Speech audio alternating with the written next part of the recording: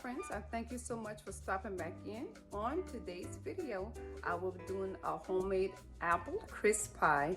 And yes, it's from scratch and it is homemade.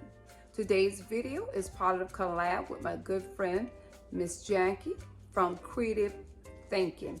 Now, we know today is Happy National Apple Day. I want to say Happy National Apple Day to everyone. But Miss Jackie decided to call it Happy Apples Day. So I hope that y'all having a happy Apples Day. So you know what they used to say, guys, an apple a day will keep the darkness away. Once again, friends, I welcome you. So today, the first thing that you're going to need is 2 pounds of apples. For the small apples, that's approximately about 8. I did 8 one of them, guys, as you see in the video. So if you have 4 large ones, that should be enough. It just depends on the size of bowl or dish that you're baking in, or how thick you want your apples. So since this is my first time making this, guys, it came out real great. It reminds me of the apple pie that I used to see on Leave It to Beaver. How many of y'all used to watch Leave It to Beaver? Okay, guys, when I washed these apples, after I washed them, I got my little cutting knife. And this knife is real sharp, and I missed even cut myself while I was doing this. So y'all be careful with those knives. And I just kind of took my time and peeled these apples. And these apples are so good and sweet. And guys, when you cut them kind of small. When you cut them in half, then cut that half in half. And make sure that you take the center core out of it.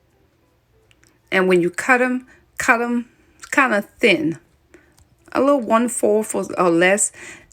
Don't cut them too thick, guys, because remember, you're going to have to bake these, and it won't take as long if you don't cut it too thick. So I ended up changing the bowls, guys, because the round bowl was just a little bit too small. But I think I could have used a few more apples in this. But through it all, it worked out great. Now here, guys, I'm adding my brown sugar. And the recipe in its entirety and the directions will be in the description box. Now I added some flour and I added some cinnamon. Now I want to tell you something real quick about the brown sugar. Guys, to store your brown sugar and keep it, all you need to do is put it in a large mason jar.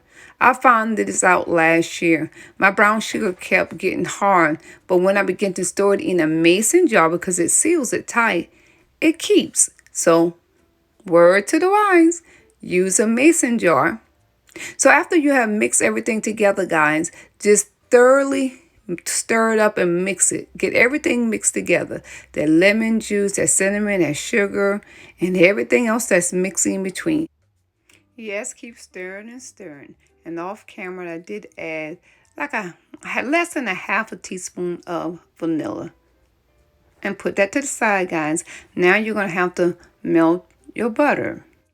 To melt your butter, guys, make sure you just put it 15 or 20 seconds in the microwave slowly, not too fast, so it won't get too hot. And immediately afterwards, let it cool a little bit and I add just a little bit of vanilla with that and stir it up. You have to set it to the side and let it cool. Now we're moving on to the crisp topping.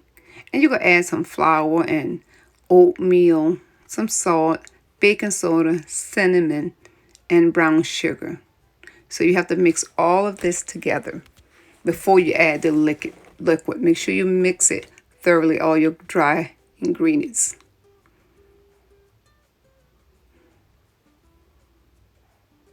It's very easy, guys, and I'm thinking I'm going to tweak it a little bit because I've just got this recipe offline. And as you add your butter, just add it kind of gradually because you do not want your mix to get too mushy. You don't want it mushy, guys. So if you do, just add a little bit more flour in it. And use your hands. You have to use your hands because this is a crumb apple recipe. And what you do, guys, you just break it up. And that's it. I'll tell you one thing, it smells real good with that cinnamon and vanilla. I love anything with cinnamon in it. I love it. And vanilla, I'm telling you, I know this is going to be real good. So then, since this is my first time making it, and later on I'll kind of begin to tweak it and add a little extra this in it, or put more apple. I'm going to put more apples the next time I do it. Guys, this is a great recipe for the holidays, for Thanksgiving. So those who love homemade apple pies, and those who like apple pies and desserts for the Thanksgiving. And make sure, guys, before you start to heat them ovens, I did it 375. And this is it, guys. And I kind of tested it for 45 minutes, and I ended up putting it back in the oven for about 10 minutes because the topping wasn't done. And here is the finished result. Guys, this is so good. I mean, me and my husband really tore this up, and it is almost gone. I want to thank all the participants in this collab. Miss Jackie for putting this together. And guys, I just can't wait to see what everybody has done. I thank y'all for watching in this entirety. And I hope y'all have a blessed and prosperous day from Penny. Thank you so much, guys. Love y'all and have a blessed, prosperous day. Bye-bye.